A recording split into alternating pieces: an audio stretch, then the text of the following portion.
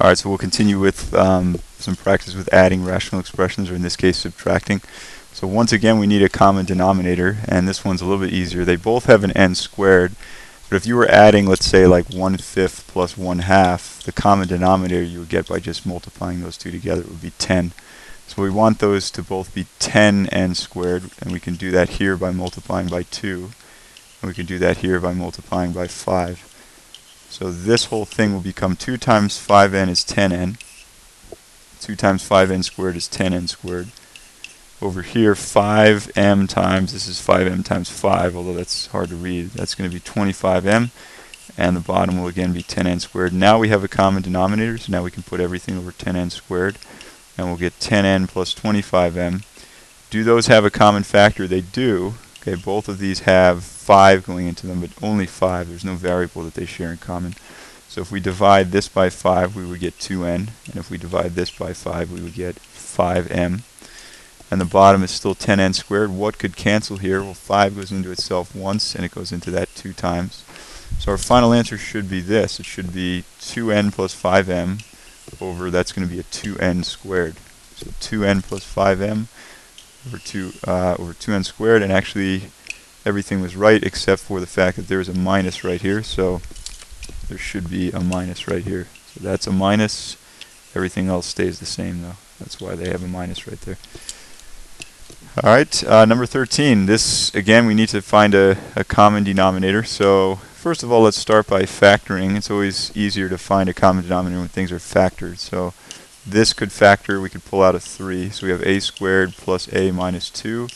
And then what multiplies to negative 2 adds to positive 1. That would be a plus 2, a minus 1. Okay, what's the least common denominator? What's going to cover everything that we need to cover? Well, obviously we need a 2, so that's going to be part of it. We need a 3, and then we need both of these. We need an a plus 2, and we need an a minus 1. And I would keep those as factored form. You don't need to multiply them. So the final answer will be 6 times a plus 2 times a minus 1. Okay, that makes it a little bit easier seeing what we need. So what do we need to get that into 6 a plus 2 a minus 1? Well, obviously we need an a plus 2 and we need an a minus 1. And to get it to 6, we need a 3. So I'm going to multiply the top and the bottom by all of that stuff right there. Okay, over here, the only thing we need to get this to be 6 is we need to multiply it by 2. So let's simplify this right here. So we know, and I'm being careful, unlike last time, that's a plus this time instead of a minus. We know our denominator is going to be 6 times a plus 2 times a minus 1. Same thing over here, so we have that part covered. Okay, let's start with this. It's a little bit easier. 4 times 2 is 8. Now what is this? Well, 3 times 4, that would be 12. Okay, and then we may as well FOIL this out, because in this problem it's not true, but in other problems you'll have variables on both sides and you'll have to combine the like terms. So let's multiply that out. That was already done for us right here, so we can shortcut that process a little bit, because that's what we got when we factored it. Okay, what is the final answer going to be? Well, let's see. Okay, let's try to do this. So let's combine that over one big denominator. 6 times a plus 2 times a minus 1. And then when we distribute this, we'll get 12a squared plus 12a minus 24, and then plus that 8 right there. So what we can do there is make it 12a squared plus 12a, and then negative 24 plus 8 is negative 16. So we are almost done. The only thing we can do here is we can factor this a little. So 4 goes into all of those numbers. So let's factor that out. So 12a squared divided by 4 is 3a squared plus 3a, and that's going to be minus 4. So the only thing we want to do is we want to see if that right there can factor. So let's try it by using the swing method, because sometimes these can factor.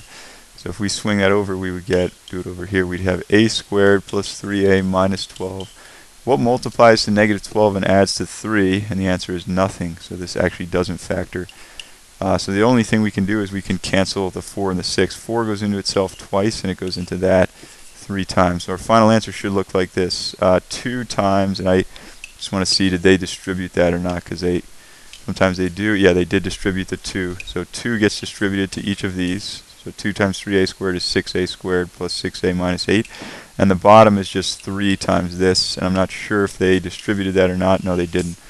So the top was distributed, the bottom wasn't. It doesn't really matter, but that's just the conventional way of doing it in most cases. The reason I think that you don't distribute the bottom or FOIL it is because you ended up factoring it in order to add them in the first place. So it doesn't make sense to now refoil it after you already factored it.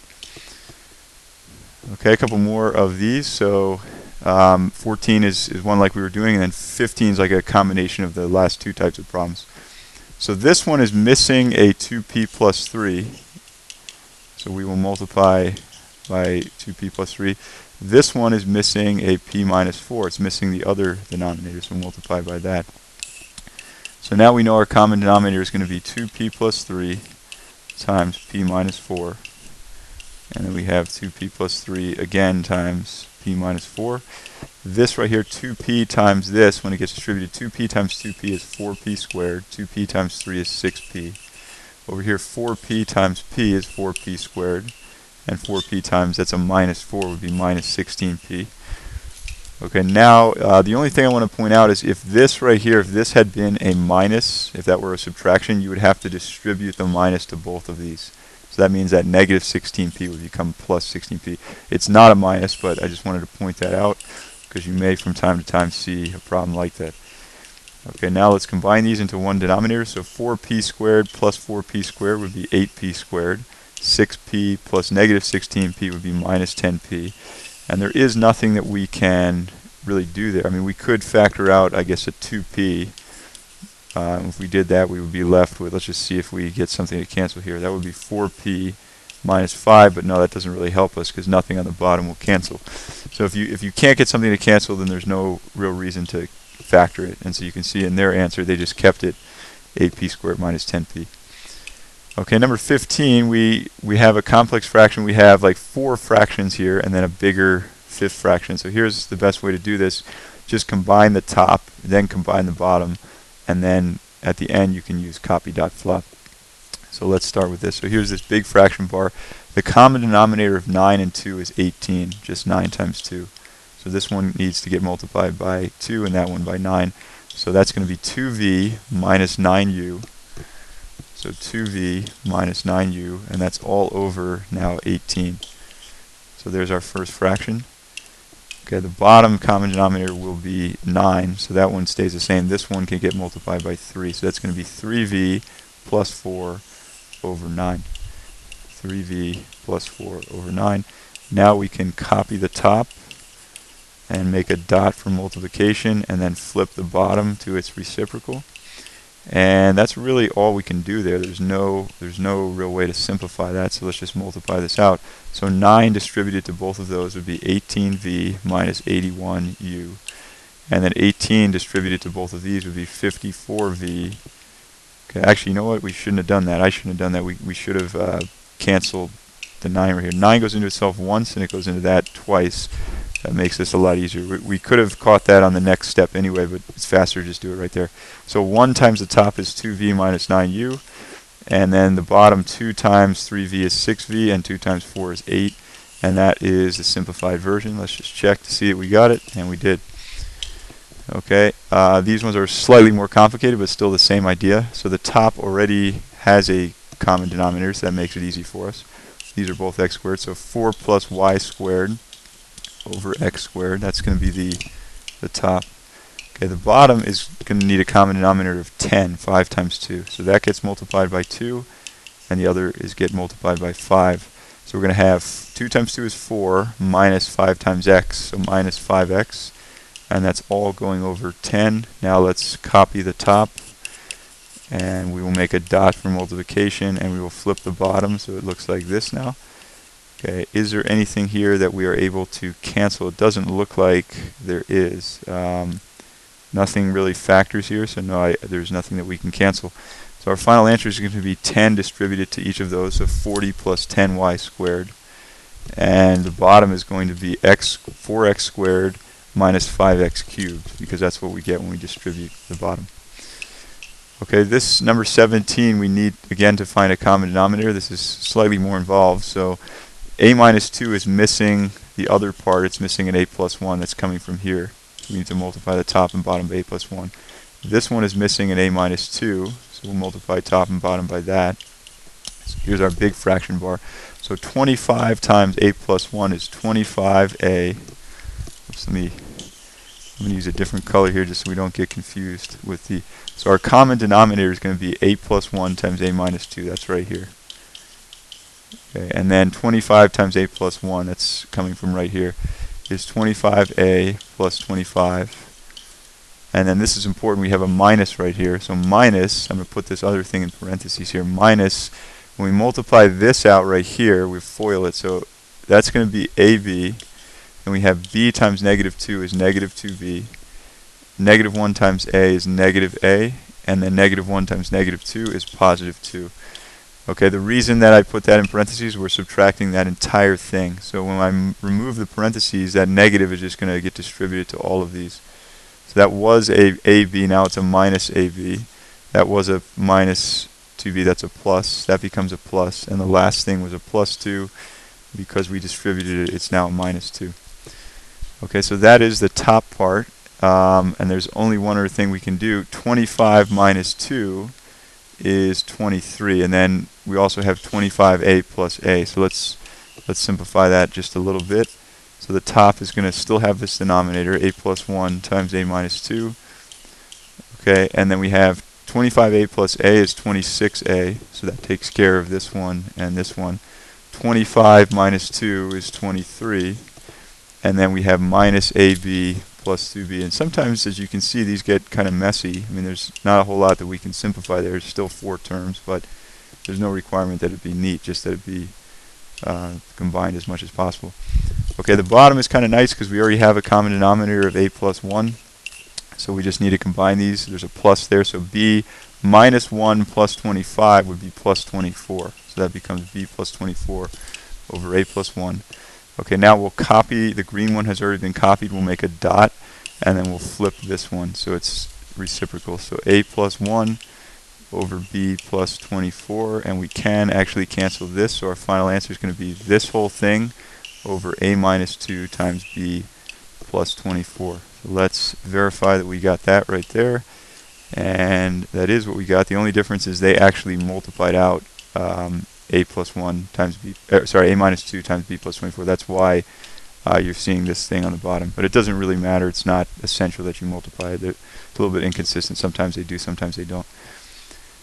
Alright, here's another one. So the common denominator on the top is already there, so that's always kind of nice. So we have n plus 5, and then we have 4 minus 5, which is negative 1. Okay, the bottom is not yet in having a common denominator. We can find it. So this, let's first of all factor out this 4. So if we do that, we have n plus 5. So this other one is missing a 4 times an n plus 5. So we're going to multiply the top and the bottom by that. This one on the other side is missing the m minus 2. That's what's on the other side. So that's an m minus 2. Okay, so now our large common denominator on the bottom is going to be 4 times n plus 5 times m minus 2. And now let's actually distribute some of these. So 4 times 5 is 20, and then 20 distributed to that would be 20n, and 20 distributed to the 5 would be 100. And then over here, m minus 2 times itself, when we FOIL that, and remember there's a plus so we don't have to distribute this time, when we FOIL m minus 2 times m minus 2, we get m squared, minus 2m is minus 4m, and then minus 2 times minus 2 is plus 4. Okay, so now we're in a position to be able to simplify this by using our phrase copy.flop. So let's do that. So we have copy the top part, make a dot for multiplication, and then when we flop the bottom, this part goes to the top. So we have 4 times n plus 5 times m minus 2, and the other part goes to the bottom. And I'm trying to see if we can simplify anything here. We probably can. So 100 plus 4 is 104. And then we have, is there anything else there? I don't think so. That's a 20n plus m squared. 20n plus m squared. And then we have minus 4m. So that's as much as we can do right there. Okay, anything here that we see that might cancel? Well, let's see here. So, and actually, just trying to see if we we had to have FOIL that out in the first place. Let's see, the top we got, yeah, we had to do that. So the only things that look like they're going to cancel here are the n plus 5s. So our final answer should be negative 1 times 4 is negative 4 times m minus 2. And that's all going to be over the bottom, and then the bottom does not have any common factors. So the bottom just looks like this, and looks like that's really as far as we can go there. Let's double check to see that we got the same thing as them. And the only thing they did was they distributed the top and they wrote it in a different order on the bottom, but we did have the same answer. 104 20n m squared and minus 4m, and then negative 4m plus 8. That's what you get when you distribute on the top. Okay, number 19 and following is on finding asymptotes and the domain and range. So if you look at this this graph right here, first of all, the vertical asymptotes are whatever makes the bottom of that fraction 0, and that would be x equals negative 2. That's our vertical asymptote. So that means the domain is x cannot equal negative 2. Why can't it? Because that would cause the fraction to be division by 0. Okay, now horizontal asymptotes occur as x goes out to infinity. So if this thing were going to infinity, you'd have 3 divided by infinity, which is basically 0. So that becomes 0 minus 2, which is negative 2. So that's our horizontal asymptote. That means y never actually equals that. So that is the range for that function. The range and the domain are the opposite. They're the same number, but basically x and y cannot equal those numbers. Okay, and then they ask us to sketch the graph. So even though this is multiple choice, let's get rid of the ones that are definitely wrong here. So x equals negative 2 and y equals negative 2. This is a possibility right here. This is wrong. And actually everything is wrong except for those. So I just want to show you how you would sketch the graph, because these will not always be multiple choice. The way that you would do it is you make a table of values, and basically you just substitute points in for x. We know that our asymptotes will occur at these two values, so you can see they put those asymptotes. Okay, now all we need to do is find x's to the right and left of negative 2. So we know at negative 2 it's going to be undefined because we're plugging in, we're dividing by 0. So let's pick negative 1, and let's pick negative 3. So we plug in negative 1 to this function. Negative 1 plus 2 is 1. 3 over 1 is 3 minus 2 is 1. So we should have the point negative 1, 1 on our graph, and you can see that it's right there. Okay, that just shows us kind of where the graph is going to go. Then if we plug in negative 3, we'd have 3 over negative 3 plus 2 is negative 1. It's a minus 2. So negative 3 minus 2 is negative 5. So we should have the point negative 3, negative 5 on our graph, and you can see it's right there. Okay, the question is, how do you know kind of which direction it's going to go? Well, it's not going to slope up here, because that would cross a horizontal asymptote. It has to go down that way. So that one was pretty clear. How do we know, like that red point? I know it's multiple choice, but how would you know, for example, that it wouldn't slope down or up? Well, you can just pick another point. So actually, here's the y-intercept, which occurs when x equals 0. So let's plug in x equals 0 and see what happens. So 3 over 0 plus 2 is 2, minus 2. That turns out to be negative 0.5, which is the y-intercept. You can see that right there. So as long as you have 2 points, you know kind of which direction the line is going to go. Okay, vertical asymptotes, horizontal asymptotes, domain and range, and then sketch a graph. So let's cover these up just to get the practice of not having a multiple choice to pick from. Okay, so let's make our table of values right here. So we have y equals 2 over x plus 3, and then we have plus 3 right there. We want to plug in points on either side of that, because that is going to be the vertical asymptote. How do we know that?